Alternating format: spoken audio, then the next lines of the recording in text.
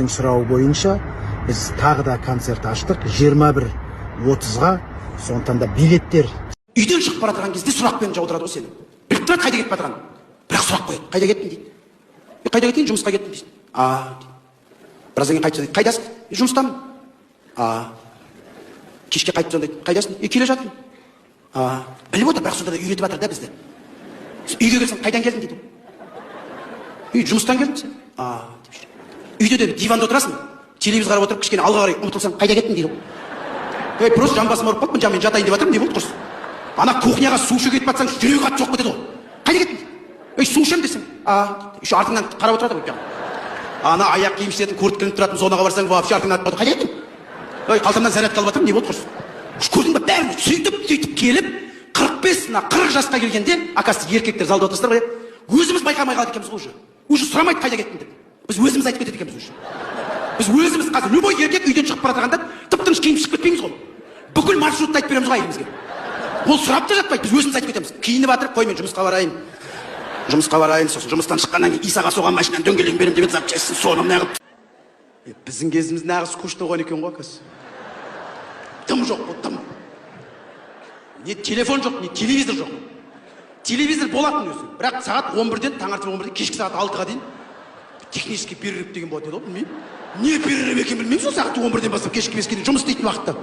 Қосып қалсаң тың деп тұрады. Бетінде штрих код па бірдеңе шығып. Еще телевизордың бетін жауып қояды дедік қой, білесіңдер ме? Ана кружевный бірдеңелермен жауып қоясың деп білмеймін, біреу шығып кетеді деп қорқасың ба құрсын. Сол кезде білмеймін, не түсінік деймін бе, неге жауып қойдық мен түсінбеймін, ашық тұрса да болады екен ғой. Үстіне ваза қойып қоясың еще кәдімгі ғой. Ол телевизордан арттарын мындай еді ғой еще. Сонда 7-8 жас оқимыз де сонда былай қарасаң. Ана балдар айтады ғой, ауылдағы балдар. Телевизордың ішінде адамдар жүреді екен десе, артында тесіктен қарайтын едік қой тағы. Сонда 7-8 оқимыз, да тупой болғанбыз ғой деймін де. Бізге ешкім ештеңе айтпаған ғой сонда деймін де. Сен қазіргі балаға айтшы, ана телевизордың ішінде біреулер жүреді, мынандай кішкентай адам деші. Өзің бетіңе қарап тұрады дейді. Дурак что ли деп.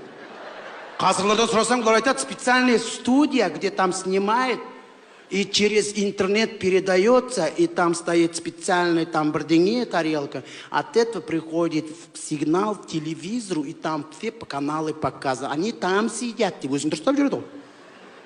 Өзіміз ұмытып кетеміз сұрақ қойғанымызды. Уже балдардан сұрайсың уже, где сидят деп. Балдар ақылды ғой.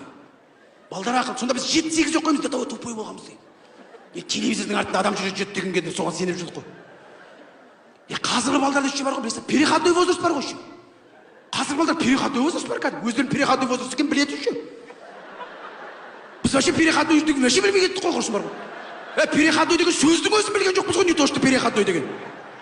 Оказывается, қазір 14-15 жастағы балдарды переходной возраст дейді екен, оказывается. Бізде сол кезде бұрқылдап жүрдік қой, білесіңдер ме?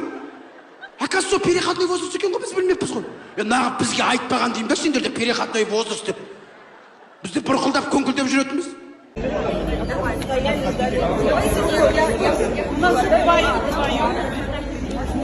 Дед, скажи, что ты с Уральска?